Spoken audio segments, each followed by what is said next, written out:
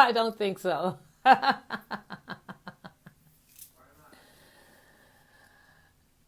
Because I don't know how I made that one. Good morning, community. How are you? Good afternoon to the East Coast, and good morning to the West Coast. Excuse me, my son is calling me. Leave me alone. So, how are you? How are you? Um, Today is Wednesday, and I want to talk about Wednesday wisdom. And as we look at life unfolding, I think it's important for us to recognize the wisdom that we actually hold within us, and particularly women, because we're the ones who really hold the wisdom, we hold the power, we hold so much more than one we give ourselves credit for, and probably more than our families and friends in the world may give us credit for. So I went on my walk this morning, and there's a couple of things I want to talk with you about. But as I was looking through some of the stuff on my phone, basically, I guess they're opening up a variety of different states. California, we're not budging too much, but on the East Coast, I saw Chicago, I saw Texas.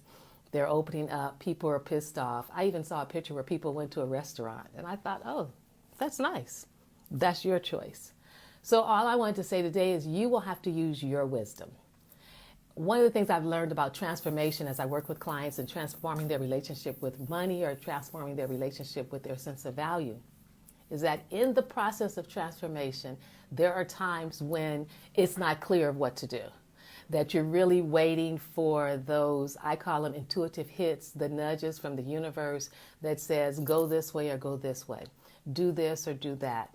And because I live so much of my life in that way, make sure you can hear me, I'm always wanting to listen for that wisdom.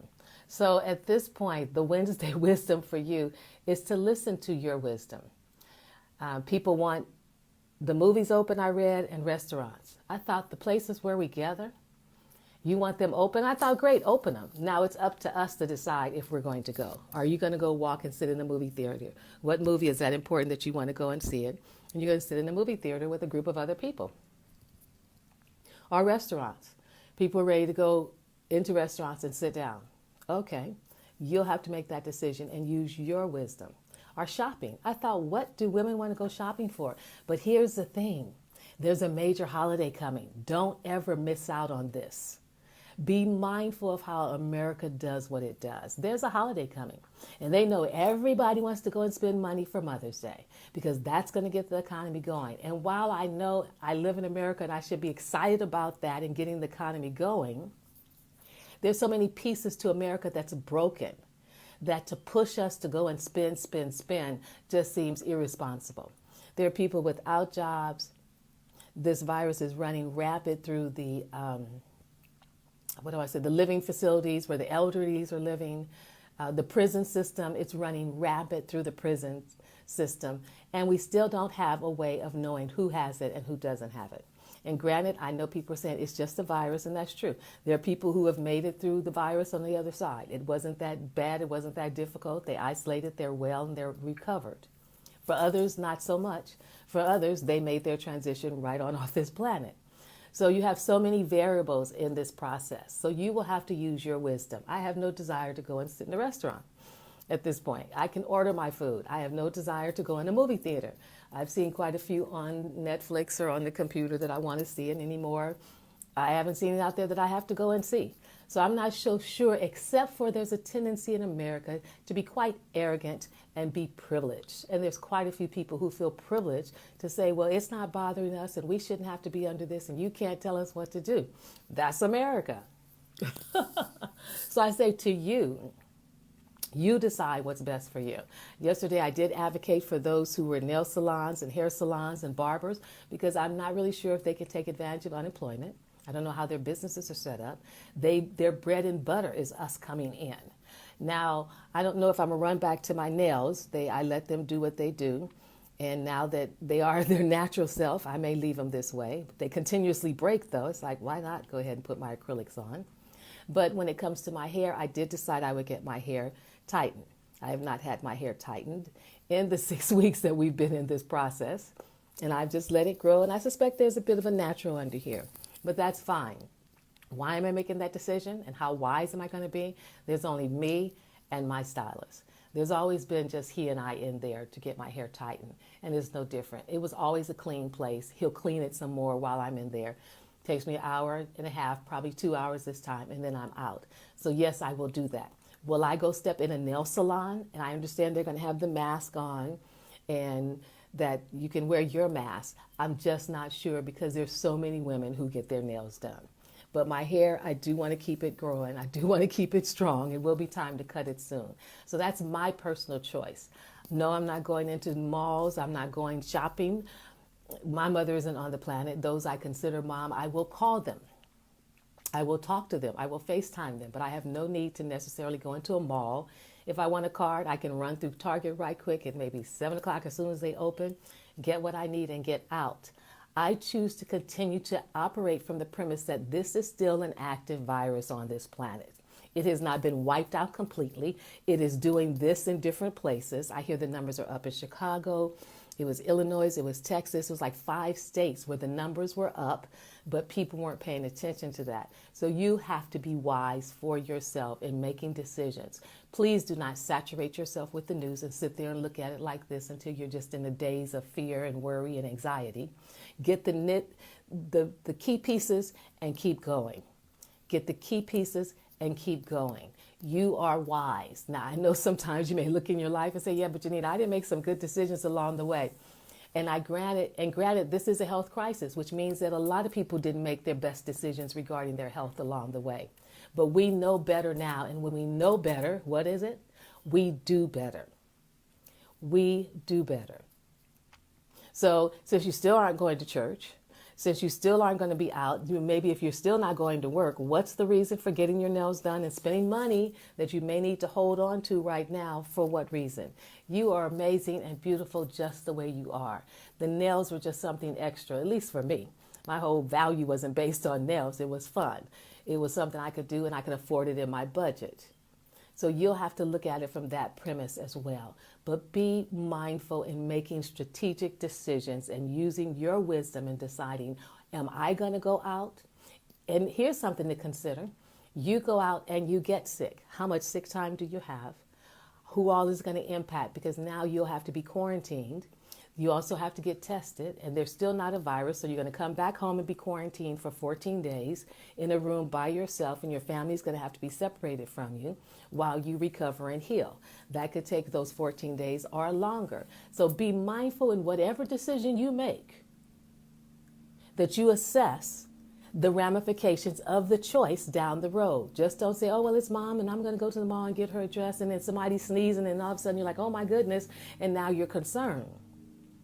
Mom will be okay because mom wants you whole, healthy, and complete more than anything else. Mom doesn't want you on Mother's Day somewhere with a temperature of 103 and you can't move, and now you're double quarantined because you can't come out because you actually did contract the flu. She would rather have you at home where you've been at home, calling her on the phone, doing FaceTime, doing Zoom together, singing Happy Mother's Day to her, and being healthy. Your children would want you healthy. So be mindful. This is solely on you, the decision and the choices that you're going to make in the coming days, because all that has to happen is for the numbers to go up, and then everything will be shut back down again. And we'll realize it should have stayed shut down, but because Americans feel like they have a right to do what they want, when they want, how they want, privilege, they have said enough is enough. Open up something. We need to save our economy. And they have the funds maybe to go ahead and spend the money to do that.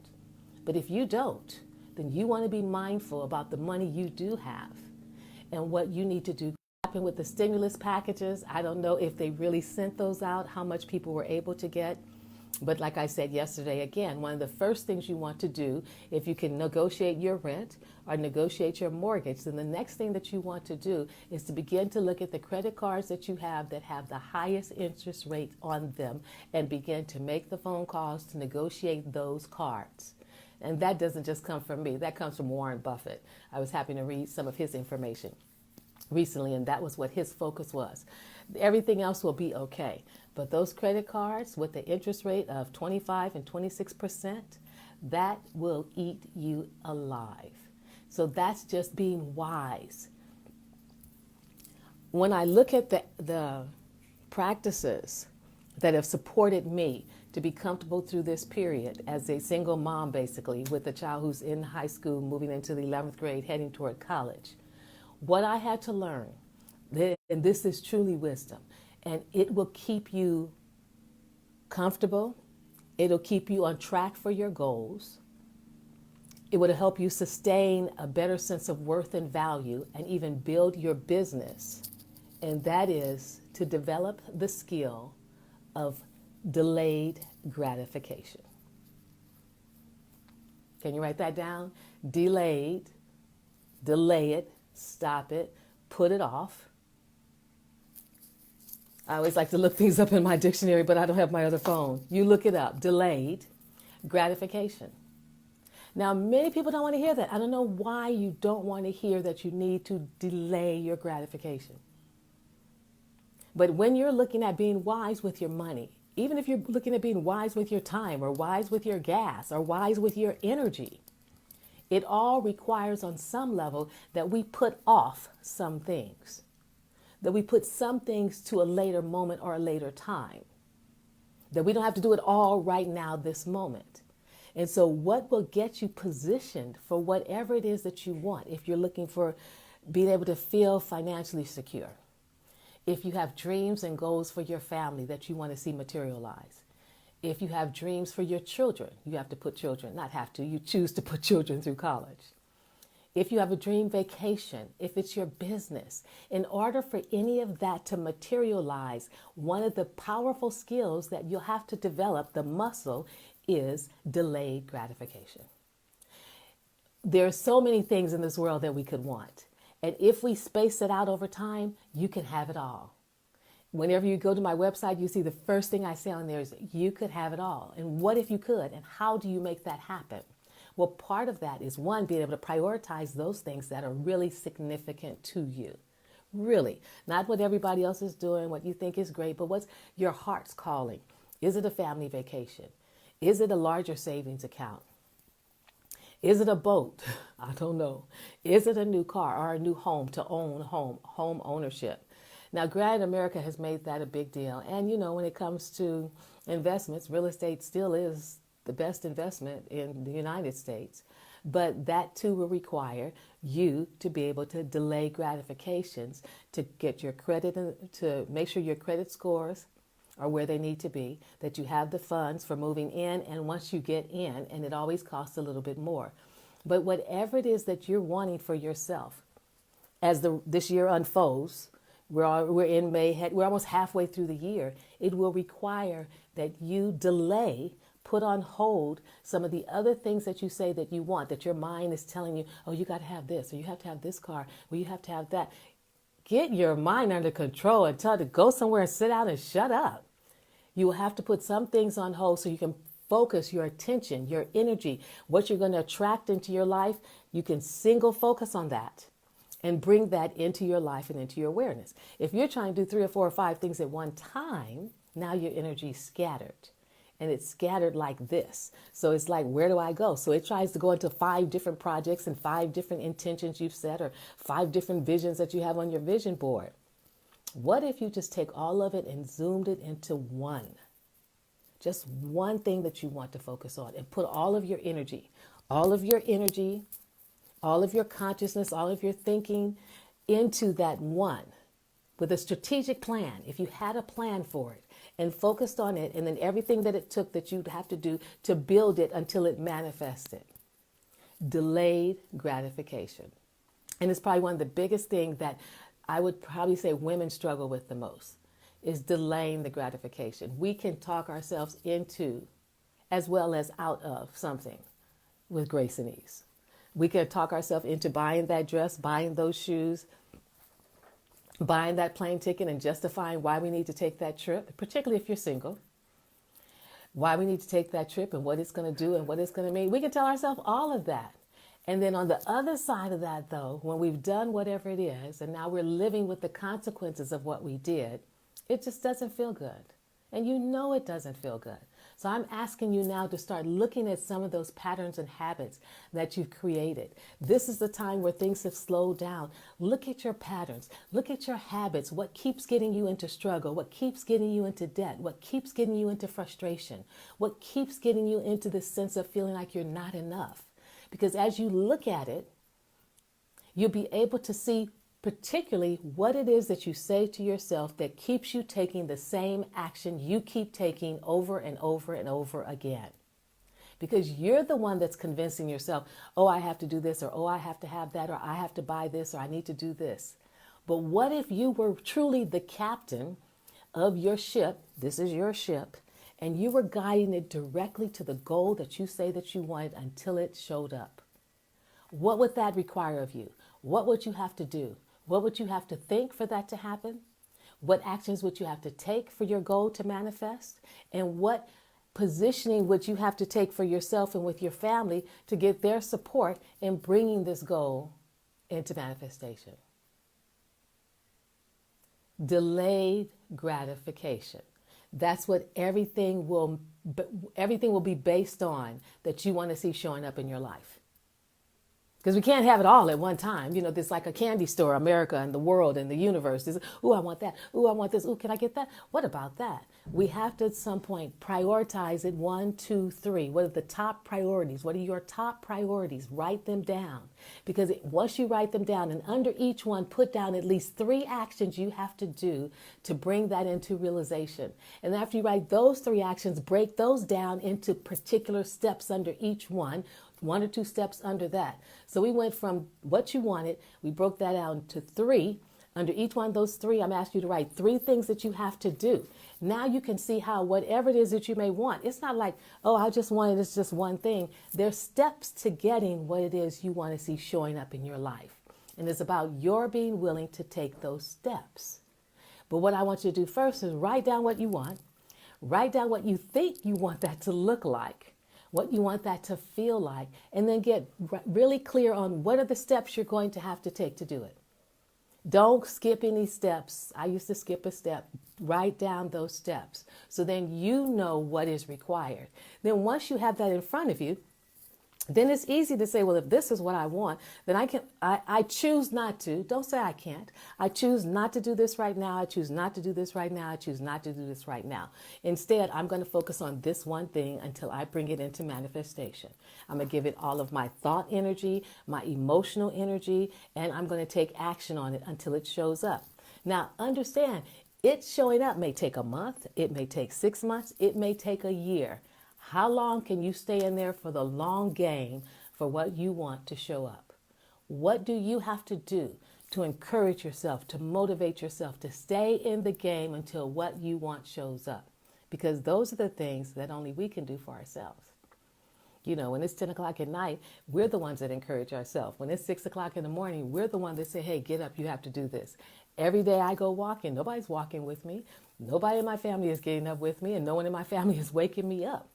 It is an individual journey to bring into manifestation the love, the life, the fulfillment, the health, the happiness that you're desiring. It's your journey. And as much as we want to get someone to walk with us, sure, I have people that I've coached with that I can call and bounce ideas off of.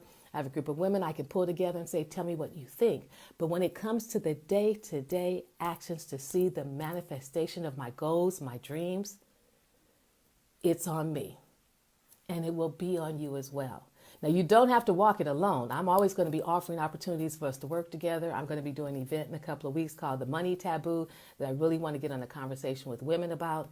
So there'll be opportunities for you to have that support. But if you've already written it out, if you've already identified those 3 things that you want, let's say over the next rest of this year, if you've already decided under each one of those things, 3 steps that you're going to take, which is 3, 6, 9 steps, then you're at least on your way.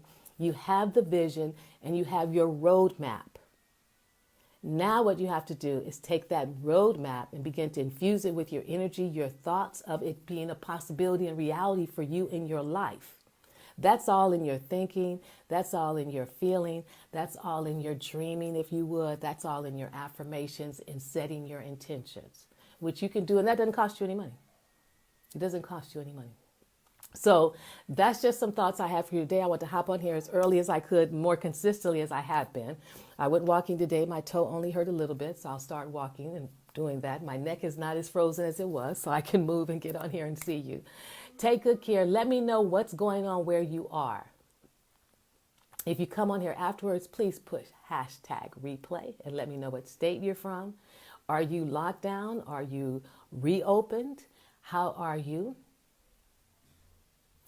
And what is the vision that you have for yourself that you want to move toward for the rest of this year?